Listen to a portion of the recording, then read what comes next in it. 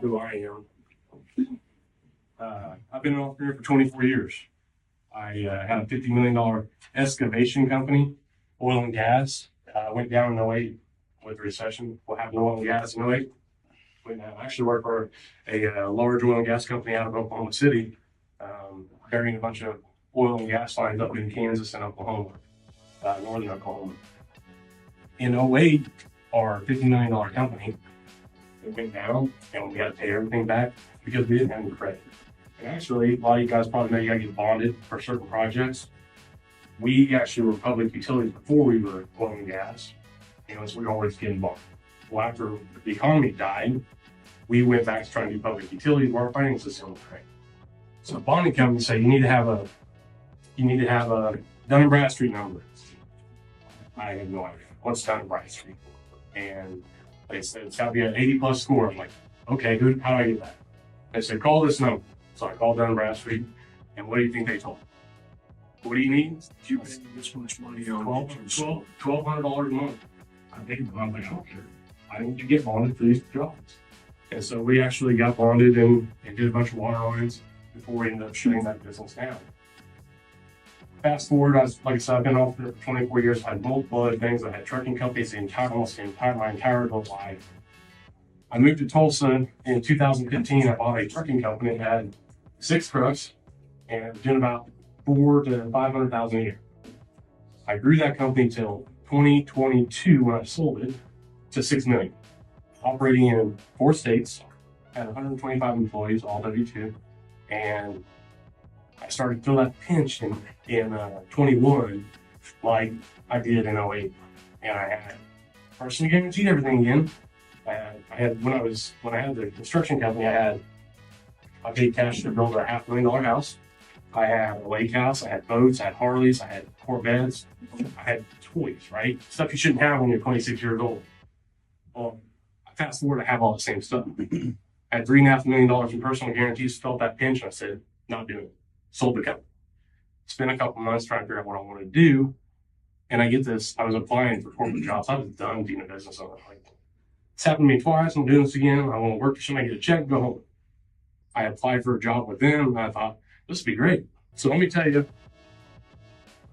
ask you, I guess.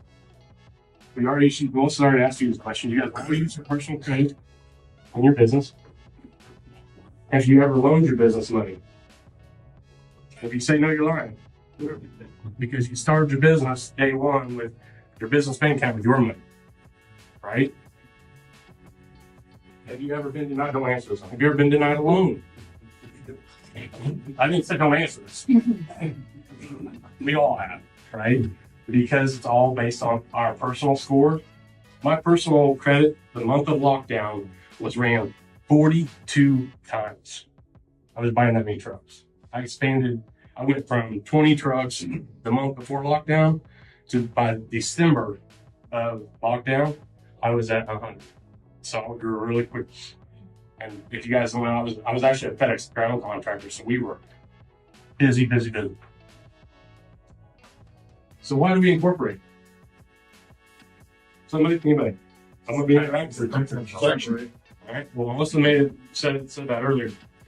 Corporate veil is there to what? Protect your personal assets. Well, if you commingle your personal assets and your business, and that piercing the corporate veil, you can actually Google what pierces the corporate veil, and Google's always right, but it actually will tell you co-signing for your business actually more than one time will pierce the corporate veil. If you got taken to court and they were suing your company and they wanted to go after more, a good attorney would find that. Okay. Now, I told you about my trucking company. It's a FedEx company. I have pictures on my phone that I'm sure I don't even know if we're still on this phone. I just got a new phone. So I have pictures on my phone of a accident one of my former drivers had in August of last year. I didn't know the company that I already sold it, but that he was out on his delivery route, decided he wanted to go have a drink. So he went to the bar. He was there for 3 hours, left the bar, and ran over a guy on a motorcycle. That guy that bought that company from me out there is being sued for $50 million. Do you think he has $50 million insurance coverage?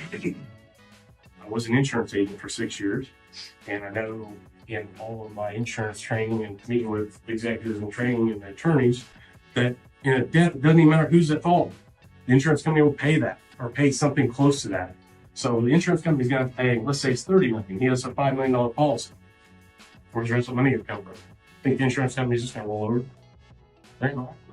You'll lose everything you personally own because that driver's decision. So separation is more powerful than just access to capital. It's about separating the liability. Now, I think here knows the 3 different types of credit. Nobody? 3 different types of credit. Personal credit, business credit. Everybody in here probably, I know everybody in here sounds like everybody in here has business credit. Corporate credit. That's what Wall Street uses, right? That's what we're here to talk about. Who can name the 3 business credit bureaus? Experian and the 3 credit bureaus that were trans. Business credit bureaus. D&D. Yep, everybody knows that, Bradstreet. Bradstreet. Experian business, quickly becoming the largest, and Equifax business, and those are separate than personal. When you have when you're building true corporate credit, you're building those 3 bureaus. That's what we want to see happen, because you never know where an institution is going to pull your credit from, right? So it's just like your personal credit. When everything automatically happens there. On the corporate side, you have to be intentional, or it just does not happen. So I told you about my $6 million trucking company. Do you think I had a hard time getting money? I was doing $6 million a year. Absolutely. Yeah. I actually went to Bank of Oklahoma. They see my money coming and going every week. Every Friday I was paid $120,000 some weeks, $150 some weeks. I had some over $200,000. And I went there and said, I need a line of credit on my account, $100K. They said, you don't have any corporate credit. I pay all my bills on time. I'm spending $300,000 or $400,000 a month. Why don't I have any corporate credit? And I didn't know you have to be intentional in doing this. I had a fuel card to pay $2.5 million in a year or 2. Wasn't reported. Less than 5% actually reported. So I'll tell you right now, I'd be willing to bet probably half of you have a business credit card in your pocket, if not 2 or 3 of them, that will not report. The most popular ones in this country do not report. It costs them money. And they don't care about your credit score. They care about your personal credit score. So why is corporate credit so powerful? It's powerful because you can leverage the business EIN number instead of your social security number. How hard is it for you guys to go buy a house as a business owner, right? I have a trucking company I still own. Actually, just the guy was supposed to buy it from me, drug me along for a year and a half. I said, you're not buying it, I'm closing it. Truck's sitting in my house. I have that truck is still on me personally because he never got the corporate credit bill.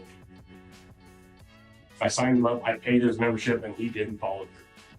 He didn't work with our company. Had I forced him to and said, you're not moving the truck until you start working with him, then guess what? I've had the truck out of my name. So, this is what this looks like in real life. This is an actual trucking company that we work with out of Texas. She's spending money every day on business credit cards, fuel cards. Again, less than 5% report. She's 7 years old. At this point, she's spending about $60,000 a month. That recommendation is on her EIN number. She had business credit. Without her tied to it, that was her credit recommendation. You see, she started working with us, so it went up to 6,900, 15,600, and then 65,600. Did you guys ever be happy with 65,600 versus 1,000 right now on your corporation? How about now? You guys read the fine print. It says, approved funding acquired without a personal credit check or any collateral. How powerful would this number be to any one of your businesses? Let's get you to the point. You guys understand personal credit. 750, 850. You go in a dealership. I'm from Kansas, and you could go in a dealership on Sunday. They were open on Sunday in Kansas. Banks are closed, but your credit score, they looked at it and they said, you can go out of here with just sign and drive. You didn't take your tax returns, you didn't take proof of payment, proof of your income, you didn't take none of that stuff with you. Same concept with corporate credit. When they look at your corporate credit profile, they will loan you the money based on that credit limit recommendation. So you can walk in a dealership, sign and drive a truck right out the door when you have corporate credit without personally guaranteeing. Make sense? We had a gentleman that came to us. We actually met with him. He goes, I got corporate credit. Well, he was right. He did have corporate credit. He had corporate credit on 2 bureaus, but not that third one. And he did business in millions. He was actually a construction company, 40-year-old business. He went to buy a $70,000 truck at a dealership, and they said, he goes, I want to know my EI number. I don't want my social on it. They declined. And he goes, I don't understand why you declined. So he came back to us, and he said they declined to buy a $70,000 truck. We figured out that they pulled Equifax business. He had 2 business credit cards reporting they were $500 apiece. Would any one of you loan somebody $70,000 that can only prove they had 2 credit cards for $500 apiece? No. What made him mad was that 6 months prior, he just bought a $500,000 airplane on his corporation because they pulled down a registry. And he had a great score there. So you got to be intentional, make sure all 3 are going at the same time. So how long do you guys think this would take a company to get there? Any guesses? Couple years. Couple of years? This is, what do you think? I'd say a few years, but I mean, with you guys, I mean, maybe next week. Do I look like a magician? My 15-year-old trucking company, I bought it in 15, 16, whatever. I bought the EIN number, so I have the history. 15-year-old trucking company, $7,000 credit limit recommendation, $7,600 to be exact. Spending $300,000-$400,000 a month. When we help people build credit, we use their everyday expenses. She didn't have to do anything different other than use what we told her to use, right? Get the business set up to the point where it can fund itself. Free up your personal assets, free up your personal life, don't mortgage your house, don't second mortgage your house. I've been there. That's why I'm here. That's why I'm here telling you what we do. So, you guys always hear, we always hear it's about your revenue, it's about your P&L, right? Get to a certain size, you're gonna have corporate credit. Well, you already heard me say my $6 million company, my $50 million company, neither one of them have corporate credit. Well, this is actually one of my clients out in Detroit, Michigan. $2.5 million company. Who wants to give me a guess of what you think his recommendation of credit is? You saw that first one was $1,000. So, what do you think? It's a couple thousand. 10,600. He spends and pays every month on a business credit card that doesn't report $100,000. If he had that showing on his credit bureaus that says proof of ability to borrow and pay, what's his credit limit recommendation? Right? You see that? Same on the personal side. You can show your proof of ability to borrow and pay. That's where you're going to get your recommendation. So we show you this really to show you it's not about the profit and loss and the revenue.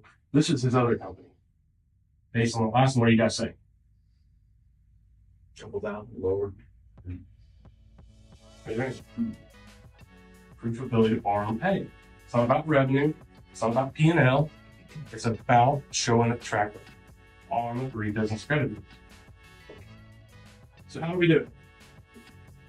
We use your everyday expenses. We come alongside you and show you exactly how to set this up for your company. Okay. We have developed a 7-step process, and I'm going to kind of buzz through it, and I'll take questions or whatever through it if you guys have questions. Step 1 of the process is going to be, we're going to make sure the business is funded. I bet you I could find something in every single one of your businesses that does not look fundable, and I know that because mine didn't. Okay. So I'll give you 3 or 4 examples. Your business address. If it's different from the IRS than it is the state, than it is from your actual address, than it is from when you apply for credit, you'll be declined automatically every single time. If a comma is out of place, you get declined. How's the exact? Because if you look at Walmart, you think anything on there is wrong? Can't be a PO box as an address. Can't be a UPS box as an address. Has to be a physical address. And you know why it has to be a physical address? banks want to have some place that they can serve you papers. And then when they find you, because you have a deal with that is. You have to have a business phone number listed with business 411. Most people in here probably know what 411 is. You know what 411 is? That's when us old people have to take the phone and dial it to get a phone number. That's still a thing, and I couldn't believe when I found it. But every time I applied for credit in my trucking company, what's your business phone number? I said, I live in the 21st century. It's my cell. That doesn't work. So for $9 a month, I have GoDaddy number for every one of my companies, and it rings my cell phone. You have to have a website. Doesn't matter what size the company is. If you want to build corporate credit, you have to have a website. That website has to have your email as your email has to be at that domain name. If you don't have that stuff, hey, Google, you can't find you, you're out. So I was sitting with a gentleman probably in August of last year, and we went through that with him. I went through that with him. At the very end of the conversation, he's digging his business credit card out to pay for our services. And he pulls another one out. He's like, I got this one too. And I'm like, that's great. That one reports. I have that card. Let's talk about it. He's like, all right. So he was a $5 million company, 7 years in business. I said, when did you get the card? April. Well, this is getting interesting since I have a card I got in April. And I said, so, man, you got a great business. We identified that you didn't have the checklist at the beginning, right? Yep. I said, what's your personal credit you got? 810. I was like, oh, that's great. What was your credit limit recommendation? Started laughing and says $3,000. I mean, okay. Well, I said I got mine in April. I'll tell you what I did. I started my company actually 2 days. It's a year and 2 days old. March 27th of last year. My daughter's birthday. Actually didn't even mean to do that. That helps me remember her birthday now, right? So I started a company to be, not even a company yet. Still, it's there. To be a real estate company. I want to buy Airbnbs, South Padre, Texas. That's where I'm looking, right? But I don't want to take the risk. So I started a company just to build corporate credit. Now, every single thing I do personally is done with business credit cards.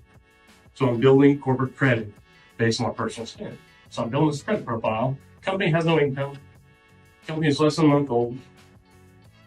I applied for the same card in the same month. Don't know down to what day. A couple weeks after I went through step one. Have a website, have an email, have a business address downtown Tulsa that I've been to once. Set all that stuff up. When I applied, my credit score is 815, so 5 points above his. My credit limit recommendation was 20,000. When they searched for my company, I looked like Walmart, he looked like Kmart or something. So you want to make sure that's step one, right? The second step of the process is obviously getting registered with all 3 credit bureaus. My $2.5 million fuel card company didn't report because I wasn't registered with the bureau. And if you don't go out and register, they don't know your company even exists. So you have to be physically registered. We work with companies from startup like mine. The biggest one right now is $850 million. And you want to know a common theme of the bigger corporations? They have 2, 3, 4, 5 different credit profiles. So where's the bank going to report? They have no idea. So you can have 5 or 6 credit profiles out there. So you're never building one big one. You're building a bunch of tiny babies. And so that's part of our process is make sure you have one and one correct one to move your company forward. Once we start building the credit, that's in tier 1. There's 4 total tiers of credit. The score is 0 to 100 in each tier. So you can be 80 in tier 1, but it's not going to get you anything on the EIN number. You got to be at that highest level, 80 plus. Okay. We work with hundreds of institutions and have to do 2 things we don't work on. Number 1, they have to tell us who they report to the business credit bureaus. How's that work? If you want to go out and get a business credit card and you saw it reported Dun & Bradstreet, now you know you need something that reports to the other 2, right? So you can target the bureaus individually. Some report to 1, some report to 2, some report to all 3. Some are funny and they change who they report to every other month. GM Credit Card, that's one of our vendors. I look at them about every other month. It's Dun & Bradstreet this month, Experian, and Equifax next month. I have no idea what they're doing, but we know it. They tell us, they have to tell us. Second thing they have to tell us, what is their approval profile? What does it take for your business to be approved? Are they going to do a soft or hard personal credit at the beginning to get your company approved? You got to crawl before you walk, right? So at the beginning, you're going to personal guarantee. some of the accounts, some go without at the beginning. And then once you're going through this process, this is a really cool piece for you guys, establishing credit reporting. So we monitor your credit, okay? We'll pull your credit report every month. It doesn't affect my personal credit. It's actually public information. So let's say you're going to hire the flooring gentleman over here, and you don't know how she pays. You can call Melissa and say, hey, will you run her credit? You don't have to tell her.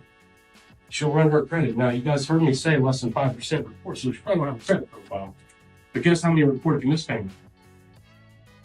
Every single one. So if her report's red, you say I want paid when I finish, not 30 days. Very powerful for contractors. With that, what would I don't know, any of the No, go for it. how would a homeowner actually go and pull that? You might get into that, but I think that would be a really big selling point for a contractor saying, hey, well, my competitor, other companies go and run some of their credit reports when none of them show up, and if it's easy for them to do, and then they pull ours and ours looks great. I mean that could really be a huge selling point. Absolutely. So you provide it. That's part of that was the vision of what we were doing with that. Not the way that I just said, it's the way I saw it. But the way we saw it as a company was you're bidding on a job. You walk in and put your bid down with the credit report of all your competitors that are bidding against you. Yes. Every time I pull one, I have my own account. Our company has its own account. I have my own personal one. I get 30 pulls a month. It costs me a lot of money to get that. And I'll upgrade 100 if I have to. Mm-hmm. That's just service we provide. Okay. All you have to do is, if you remember, we call Melissa and we'll pull it. And what's kind of cool is if we pull somebody's credit and it's bad, you think I should call them? I should call them and tell them what we do, right? And I think that might be kind of a little thing in the back of our head is, we'll keep competitors' credit so we can talk to the competitor. Make sense? Everybody needs to know this stuff.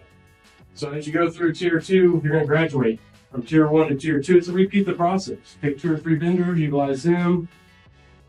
Tier 3, same concept. Tier 3, start getting out without personal guarantee.